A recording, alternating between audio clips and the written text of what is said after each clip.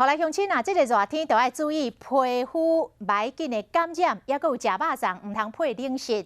先来看天气迄热，真侪人拢会皮痒，皮肤会起痒。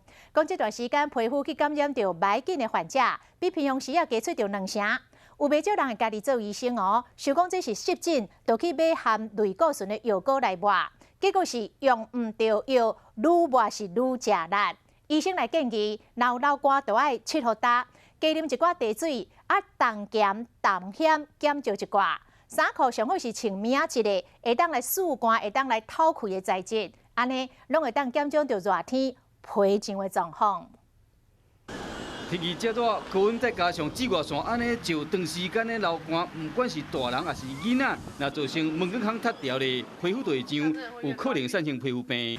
周边红，那中间有点轻微脱屑，有点淡淡的一个颜色，那周边很明显的浮起来的，边缘界限明显，这叫骨癣，是一种霉菌感染的现象。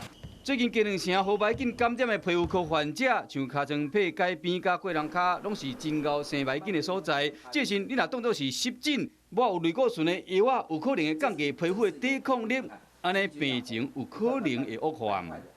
贸然用一些类固醇药膏去擦，会造成我们的皮肤产生一些副作用，而且会越擦越严重，而且范围越扩大。医生建议讲，流汗了后爱拭好干，尽量保持皮肤的湿顺，另外都爱多啉水。刺激性的物件、较咸的物件，上好莫食伤济。衫裤嘛使穿棉质、速干、透气的材质，安尼伫热天就较袂去得到皮肤病。